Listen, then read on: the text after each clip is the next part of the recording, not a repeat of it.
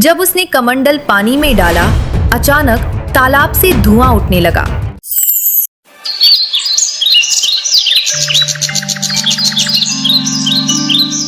चंद्रपुर गांव के एक कोने में सोमदत्त लोहार का एक छोटा सा घर था। उस दिन सुबह सवेरे सोमदत्त लोहार अपने औजार लेकर काम पर निकल रहा था। कब तक ऐसा चलेगा सोम? हर रोज सुबह कुछ आस लेकर जाते हो और शाम को निराश होकर लौटते हो। क्या तुम्हें नहीं दिखता कि पूरे गांव में सबसे बुरी हालत हमारी है? क्या करूं गौरी, तू ही बता। मेरी किस्मत ही फूटी हुई है, तो मैं क्या कर सकता हूं? जब भी हालात सुधरने लगते हैं, कुछ न कुछ ऐसा हो जाता है कि फिर से सब कुछ बिगड़ जाता है। अब देख, पहली बार जैसे तैसे कुछ जमा किया, तू बीमार पड़ गई, सब खर्च हो गया। फिर आर्यन के पैर में वो गहरी चोट, पूरा इलाज करवाने में फिर से सब कुछ खत्म हो गया। तभी 10 साल का आर्यन दौड़ता हुआ आया। उसकी मासूम आंखों में भूख थी, पर मन में कुछ कहने की हिम्मत थी। पिताजी, मेरे मन में कई दिनों से अच्छा खाना खाने की इच्छा हो रही है। हमारे घर में दूसरों की तरह पकवान क्यों नहीं बनते? सोमदत्त की आंखें नम हो गई। तू चिंता मत कर बेटा, हमारे दिन भी जरूर बदलेंगे। एक वक्त आएगा जब हम लोग दूसरों से भी अच्छे पकवान बनाएंगे। फिर तेरा जो दिल करेगा वही खाएंगे। लेकिन पिताजी, एक बात बोलूं, जब पड़ोस की ताई जी के घर से पकवानों की खुशबू आती है ना, तो मैं तो खींचा चला जाता हूँ। एक दिन चला भी गया था, लेकिन उन्होंने मुझे देखते ही खाना छुपा लिया और कहा, यहाँ मत आ, भाग जा यहाँ से। तो मैं वापस आ गया। गौरी की आंखों से आंसू बहने लगे। उसका दिल जैसे किसी ने मसल कर रख दिया हो। सोमदत्त कुछ नहीं बोला, चुपचाप अपने औजार उठाए और लोहार की दुकान की ओर चल पड़ा। सोमदत्त की लोहार की दुकान गांव के चौराहे पर थी। उस दिन जैसे ही उसने भट्टी सुलगाई और हथौड़ा उठाया, उसे लगा कि उसके बाजुओं में अब पहले जैसी ताकत नहीं रही। उसके हाथों की चोटें भी जैसे थक चुकी थी। हे भगवान, और कितनी परीक्षाएं लोगे आज। एक भी ग्राहक नहीं आया, और ऊपर से घर की हालत। आर्यन की मासूम बातें सब कुछ तोड़ कर रख देती हैं। तभी गांव का मुखिया भैरव दुकान पर आ पहुंचा। उसके चेहरे पर एक औपचारिक मुस्कान थी। हाँ सोमदत्त, क्या हुआ? आज तुम्हारे हाथों में पहले जैसा जोर नहीं दिख रहा। क्या बात है? मन कुछ बोझिल लग रहा है, क्यों? हाँ भैरव जी, अब आप तो सब जानते हैं, फिर भी पूछते हैं। मेरा परिवार बहुत बड़ी आर्थिक तंगी में है। मेहनत तो बहुत करता हूँ, लेकिन हाथों में किस्मत नहीं है। मुखिया चुप रहा, लेकिन तभी बगल से जगत आ गया। गांव का वो आदमी जिसे दूसरों के दुख में भी मजा आता था। मुखिया जी, मैं तो कहता हूँ कि इस सोमदत्त को गांव से निकाल देना चाहिए। इसकी मनहूस छाया धीरे धीरे पूरे गांव में फैल रही है। कहते हैं कुछ लोग ऐसे होते हैं जिन पर काल की छाया होती है और जो पूरे गांव को बर्बाद कर सकते हैं। मुखिया पहले चौंका, फिर हंसने लगा। अरे जगत, तू भी ना, चल छोड़ इसे, चल यहाँ से। दोनों सोमदत्त की हालत पर हंसे और चले गए। सोमदत्त वहीं बैठा रहा, आंखें आसमान की ओर उठाए। हे भगवान, क्या मैंने अपनी तकदीर खुद लिखी थी क्या? मैंने किसी का बुरा किया है? कभी चोरी, कभी बेईमानी। मैंने कुछ बुरा नहीं किया, फिर मेरे ऊपर ये दुख क्यों आया है? क्यों मेरे सपनों के दिए बुझ गए, मेरी उम्मीदों के चिराग बुझ गए? धुंध में खो गया हूँ, कहीं से रास्ता नजर नहीं आता। ये तन्हाई कब खत्म होगी? उसकी हथेली से हथौड़ा नीचे गिर गया। उसका हौसला उस दिन भट्टी से पहले ही बुझ गया था। मैं आज भी खाली हाथ जाऊंगा गौरी, उम्मीद लगाए बैठी होगी। मेरा तो घर जाने का भी मन नहीं कर रहा। मैं क्या करूं? मेरा बेटा भूखा होगा। शाम को सोमदत्त थका हारा अपने घर पहुंचा। उसका चेहरा उदास था। जैसे ही उसने घर में कदम रखा, गौरी ने उसे देख लिया। अरे क्या हुआ सोम? आज तुम्हारा चेहरा इतना उदास क्यों है? अरे कुछ तो कहो। सोमदत्त की आंखें भर आई। उसने धीरे से गौरी की ओर देखा। अब तो सारे गांव वाले भी मेरी बुरी किस्मत का मजाक उड़ाने लगे हैं गौरी। और क्या कहूँ, आज तो दुकान पर एक भी ग्राहक नहीं आया और ऊपर से मुखिया और जगत, वो दोनों मेरी किस्मत पर हंसते हुए चले गए। मैं तुम्हारे लिए खाने के लिए भी कुछ नहीं ला सका। गौरी चुप हो गई। उसकी आंखें भर आई। सुबह जब तुम दुकान जा रहे थे तब मैं भी तुम्हें बोल रही थी, इसमें गलती मेरी भी है। मैं भी कभी तुम्हारे दुख को पूरी तरह समझ नहीं पाई। फिक्र मत करो, भगवान सब ठीक करेगा। सोमदत्त कुछ नहीं बोला। वो चुपचाप चारपाई पर लेट गया। उसके हाथ कांप रहे थे, लेकिन आवाज नहीं निकली।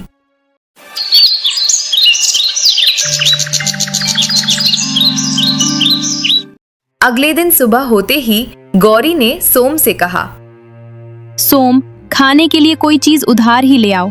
हमारे गांव की दुकान हो सकता है तुम्हें कुछ सामान उधार दे दे। नहीं गौरी, मैं कल भी गया था उसके पास। वो पहले अपना पिछला उधार मांग रहा है। अब मुझे उसकी दुकान पर जाते हुए शर्म आती है। मुझे नहीं लगता कि हमारे हालात कभी भी ठीक हो सकेंगे।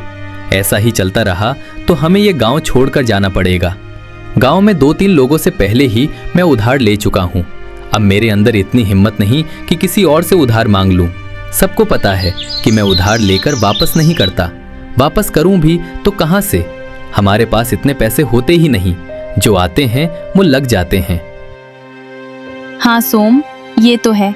भगवान पता नहीं किस बात की सजा दे रहा है हमें, लेकिन हमें उम्मीद रखनी चाहिए।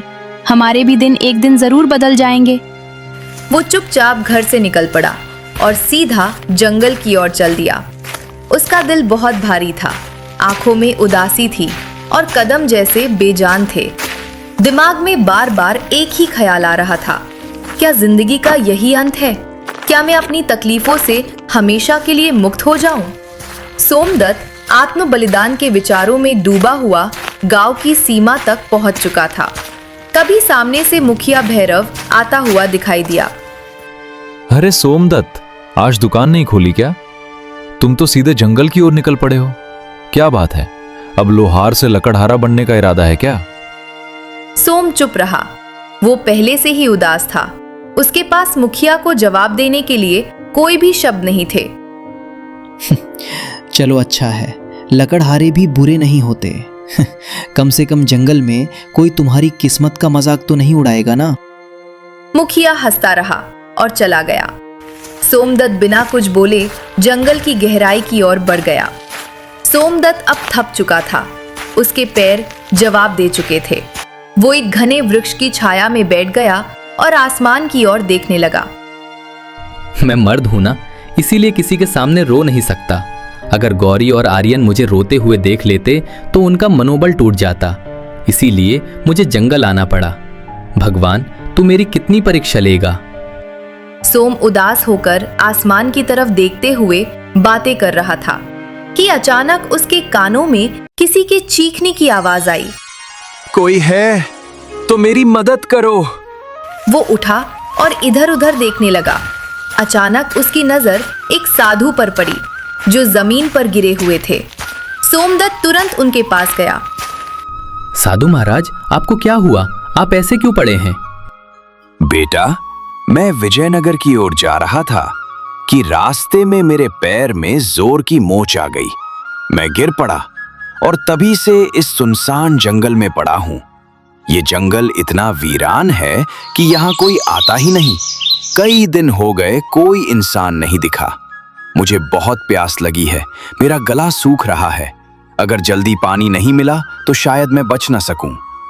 सोमदत्त घबरा गया और तुरंत इधर उधर देखने लगा।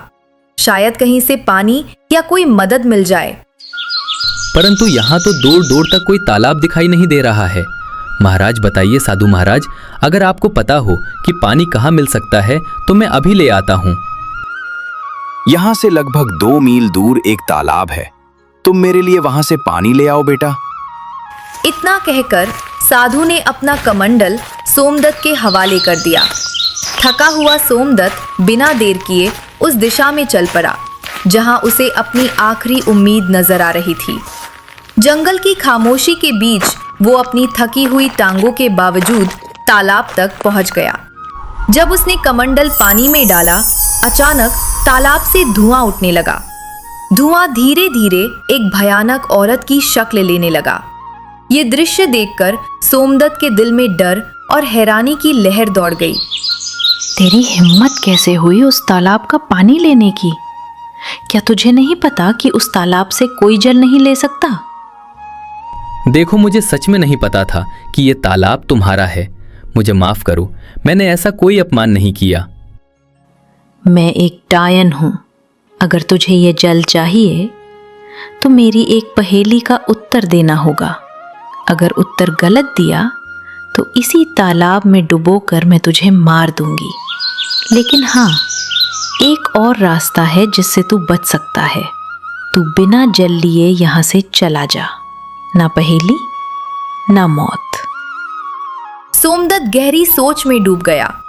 एक ओर साधु की प्यास और दूसरी ओर मृत्यु का भय।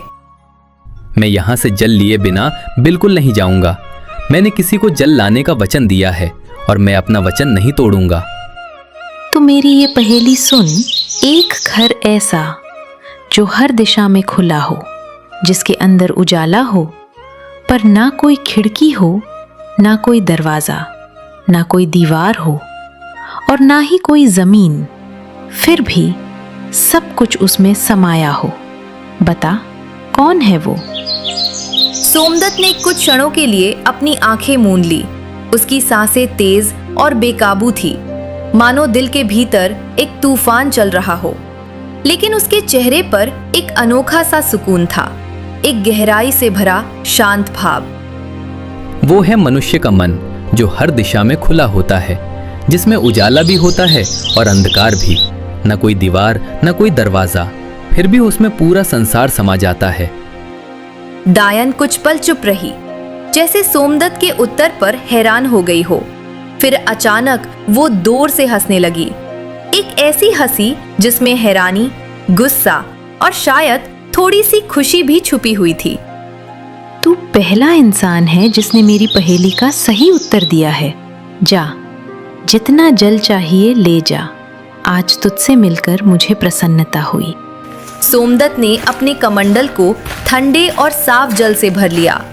उसकी आंखों में एक चमक थी, सफोजिशंस की। फिर वो तेजी से लौट पड़ा। कदमी पुरियस दस्ती थी, लेकिन दिल में शांति। वो सीधे उसी स्थान पर पहुंचा जहां साधु महाराज निर्जीव से पड़े थे। लीजिए महाराज, मैं जल ले आया हूँ। साधु ने जल पीते ही सोमदत्त को गहराई से देखा। उनकी आंखों में हैरानी और आश्चर्य साफ झलक रहा था। तुमने इसी तालाब से जल लिया है? हाँ महाराज, आपने कहा था और मैंने निभाया। मुझे लगा था कि तुम जल नहीं ला पाओगे, क्योंकि मैं जानता था कि उस तालाब में एक डायन का वास है। जब भी कोई मनुष्य जंगल में आता है, मैं हमेशा उसकी ऐसी ही परीक्षा लेता हूँ। अक्सर मैंने देखा है कि वो मनुष्य डायन के डर से भाग जाता है, लेकिन तुम पहले मनुष्य हो जिसने उस डायन की पहेली को हल किया और मेरे लिए जल लेकर आए हो।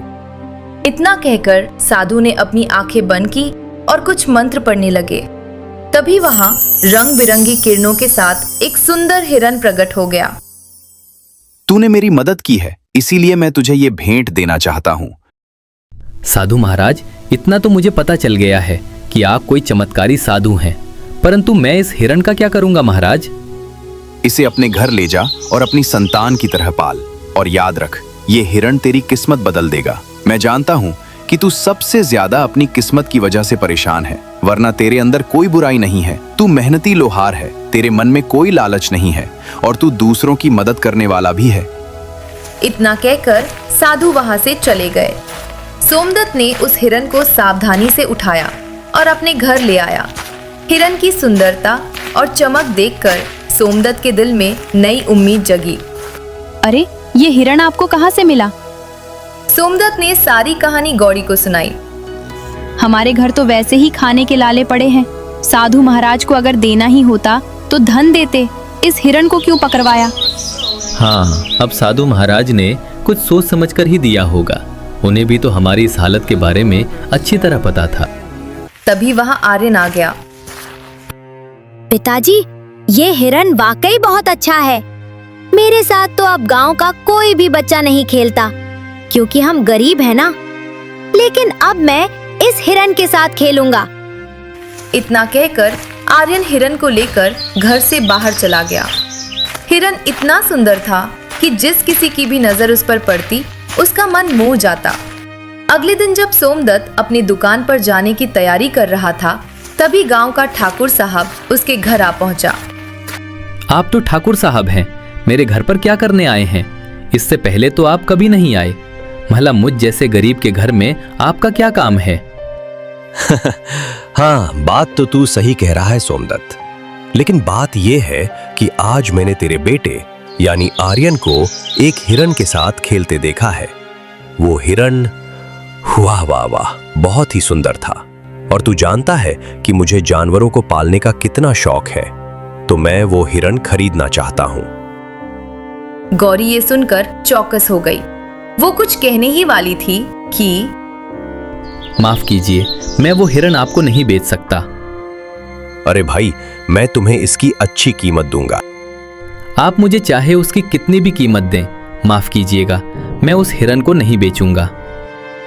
ठाकुर साहब क्रोधित होकर वहां से चले गए। आपने ये क्या किया?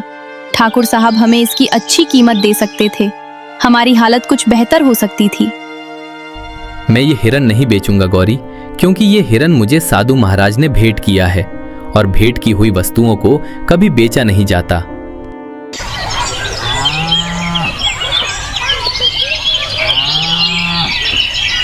कुछ दिन ऐसे ही बीत गए। सोमदत्त और उसका परिवार हिरन से इतना जुड़ गया था कि उसे छोड़ने का ख्याल भी नहीं आता था। फिर कुछ दिनों बाद एक बड़ा व्यापारी सेठ धनराज वहां आ पहुंचा। अरे भाई, मुझे तुम्हारा ये हिरन बहुत पसंद आया है। मैं तुम्हें इसकी मांगी हुई कीमत दूंगा। ये हिरन मुझे बेच दो। तुम चाहे मुझे कितना भी धन क्यों ना दो, मैं इसे नहीं बेचूंगा। अरे तुम गरीब के गरीब ही रहोगे। तुम सामान्य लोहार हो, समझते ही नहीं कुछ। सेठ धनराज वहां से चला गया। गौरी सोमदत्त पर गुस्सा हो गई। जब से ये हिरन आया है तब से हमारा खर्चा और बढ़ गया है। पहले ठाकुर साहब को लौटा दिया और अब सेठ को भी मना कर दिया। क्यों नहीं बेचा इसे? गौरी, न जाने क्यों मुझे इस हिरन से अब एक खास लगाव हो गया है। और वैसे भी साधु महाराज ने कहा था कि इसे अपनी संतान की तरह पालना। अब ये मेरे बच्चे जैसा है, और भला कोई अपने बच्चे को मांगी हुई कीमत पर बेचता है क्या? खुद सोचो ना।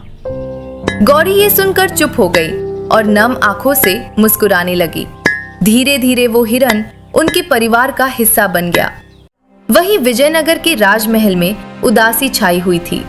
राजा प्रताप नारायण अपनी पुत्री मृणालिनी को देख रहे थे, जो बेहोशी की स्थिति में थी। उनके बगल में राजगुरु थे। राजगुरु, क्या मेरी पुत्री ठीक हो पाएगी? मैंने राज्य के बड़े बड़े वैद्यों को दिखाया, लेकिन कोई फायदा नहीं हुआ। महाराज, आपकी पुत्री को एक विचित्र बीमारी है। इसका इलाज संभव है, लेकिन वह अत्यंत दुर्लभ है। तो फिर जल्दी से बताइए ना गुरुजी, इलाज क्या है? ध्यान से सुनिए। एक मायावी हिरण का आंसू और एक गरीब मनुष्य का आंसू, जब यह दोनों एक साथ मिलेंगे तो वे एक दिव्य पुष्प में बदल जाएंगे। उस पुष्प को राजकुमारी के शरीर पर स्पर्श कराना होगा, तभी वे स्वस्थ हो पाएंगी। तो फिर बताइए, वह मायावी हिरन कहाँ मिलेगा? मैं उसे किसी भी कीमत पर ढूंढ लाऊंगा। और गरीब की बात तो कीजिए ही मत। हमारे राज्य में गरीबों की कोई कमी नहीं है। आपने पूरी बात सुनी नहीं महाराज। अगर किसी गरीब को जबरदस्ती रुलाया गया तो वह आंसू व्यर्थ होगा। दोनों को अपने आप दिल से रोना होगा, तभी वह पुष्प प्रकट होगा। तो फिर क्या तुम्हें पता है राजगुरु कि वह हिरन इस समय किसके पास है? हाँ महाराज, मैंने साधना के दौरान यह देखा है। वह मायावी हिरन चंद्रपुर गांव के एक लोहार के पास है। राजा प्रताप नारायण अपने मंत्री और 2 सिपाहियों के साथ चंद्रपुर की ओर रवाना हुए। कुछ ही देर में वे गांव पहुंचे। वहां गांव का मुखिया भैरव दौड़ता हुआ आया। हमारे तो भाग्य ही खुल गए, राजा प्रताप नारायण पधारे हैं। मुझे तुम्हारी बातें सुनने में कोई दिलचस्पी नहीं है। बस इतना बताओ, क्या इस गांव में कोई लोहार रहता है जिसके पास एक हिरण है? हाँ महाराज, सोमदत्त लोहार है। पूरे गांव को पता है कि उसके पास एक हिरण है, और वो हिरण किसी को देता भी नहीं है क्योंकि वो अत्यंत सुंदर है। मुखिया राजा को लेकर सोमदत्त के घर की ओर चल पड़ा। मंत्री, सिपाही और स्वयं राजा को देखकर सोमदत्त चौंक गया। क्या तुम्हारे पास कोई हिरण है? और क्या वह मायावी भी है? प्रणाम महाराज, प्रणाम। हाँ महाराज, मेरे पास एक हिरण है, लेकिन मुझे नहीं पता कि वो मायावी है या साधारण। मेरे लिए तो वो मेरे परिवार जैसा है। वह हिरण तुम्हें कहां से मिला? एक साधु महाराज ने मुझे ये हिरण भेंट किया था महाराज। समझ गया, उस साधु ने तुम्हें एक मायावी हिरण दिया है। चलो, मैं उसे खरीदना चाहता हूँ। क्षमा कीजिए महाराज, मैं इसे बेचना नहीं चाहता और बेच भी नहीं सकता महाराज। महाराज, ये इतना ही मूर्ख है कि ठाकुर साहब ने भी इसे खरीदने की कोशिश की, मगर उसने नहीं बेचा। हमारे इलाके का सबसे बड़ा व्यापारी सेठ धनराज महंगी कीमत देने आया, लेकिन फिर भी वो नहीं बिका, और अब उसने आपको भी मना कर दिया है। इसकी हिम्मत तो देखिए। देखो लोहार, मुझे उस हिरण की बहुत जरूरत है। मैं तुम्हें उसकी बहुत महंगी कीमत दूंगा, समझ रहे हो ना? मैं नहीं दूंगा, क्षमा कीजिए। मैं तुम्हें आधा राज्य दूंगा, बस मुझे वह हिरण दे दो। नहीं महाराज, अगर आप मुझे पूरा राज्य भी दे दें तब भी मैं उसे आपको नहीं दूंगा, क्षमा करें। सिपाहियों, इस लोहार को बंदी बना दो और उस हिरण को पकड़कर महल में ले आओ। सिपाहियों ने सोमदत्त और हिरण दोनों को पकड़कर महाराज के सामने पेश किया। कैसा लग रहा है अब मूर्ख? मैं तुम्हें आधा राज्य देने को तैयार था और तुमने इनकार कर दिया। अब मैं तुम्हें उस हिरण को बिल्कुल नहीं दूंगा। आखिरी बार देख ले इसे, मूर्ख कहीं के। महाराज, मैं जानता हूँ कि आप जो निर्णय लेते हैं उस पर अडिग रहते हैं। बस आपसे मेरी एक विनती है, मैं अपने इस हिरण को एक बार गले लगाना चाहता हूँ। मैंने इसे अपनी संतान जैसा चाहा है। जा, तुम्हें इतनी मोहब्बत है तो जा गले लगा ले इसे। सोमदत्त ने दौड़कर उस हिरण को गले लगा लिया। दोनों की आंखों से आंसू बहने लगे और जैसे ही वे आंसू धरती पर गिरे, वहां एक नीला फूल खिल गया। महाराज, यही वह फूल है जो आपकी पुत्री को ठीक कर सकता है। राजा प्रताप नारायण दौड़कर फूल लेकर अपनी पुत्री राजकुमारी मृणालिनी के कमरे में गए। फूल जैसे ही राजकुमारी के शरीर को छुआ, वो होश में आ गई। राजा खुशी से राजदरबार वापस आ गए। मुझे माफ कर दो सोमदत्त, मैंने अपनी पुत्री के प्यार में अंधा होकर तुम्हारे साथ अन्याय किया। तुम्हारे आंसू सच्चे थे। अब मैं समझ गया कि तुम कितना सत्य बोल रहे थे। तभी वहां साधु महाराज प्रकट हो गए। महाराज, ये गरीब लोहार किस्मत का मारा है। उस हिरण को मैंने ही इसे भेंट किया था और मैंने कहा था कि यह उसकी किस्मत बदलेगा। मैं जानता था कि आपकी पुत्री का इलाज उसी मायावी हिरण से होगा, लेकिन वो तभी संभव था जब हिरण पालने वाले की आंखों से सच्चे आंसू निकले, और सच्चे आंसू केवल सच्चे इंसान के निकलते हैं। साधु ने सोमदत्त को देखकर कहा, सोमदत्त, तुम्हारा काम पूरा हुआ, और जैसा कि मैंने कहा था, ये हिरण तुम्हारी किस्मत बदलेगा। अब समय आ गया है। सोमदत्त, हम तुम्हें बहुत सा सोना देते हैं। तुम्हारी वजह से हमारी पुत्री ठीक हो गई है। हम तुम्हारा यह एहसान कभी नहीं भूलेंगे। महाराज, आपकी मेहरबानी है, लेकिन कृपया करके मुझे यह ना दें। नहीं नहीं नहीं सोमदत्त, यह भेंट है और भेंट को कभी ठुकराते नहीं। आज से तुम मेरे राजमहल में मेरे मुख्य सलाहकार बनकर रहोगे और मेरे खजाने की रक्षा का काम तुम्हारे कंधों पर होगा। तुम सच्चे इंसान हो। और हाँ, जिस चंद्रपुर गांव में तुम रहते हो, आज से तुम वहां के शासक हो। वह पूरा क्षेत्र अब तुम्हारा होगा। सोमदत्त पूरी दौलत लेकर अपने घर वापसी की राह पर निकला, जो उसकी मेहनत, ईमानदारी और सच्चाई का अनमोल इनाम था। इस तरह एक सामान्य लोहार अपनी मेहनत और प्यार की वजह से अपनी किस्मत बदलने में कामयाब हो गया। उसका जीवन अब पहले से कहीं ज्यादा खुशहाल और सोफिस्टिकेटेड था, और वो अपने गांव के लिए एक मिसाल बन गया।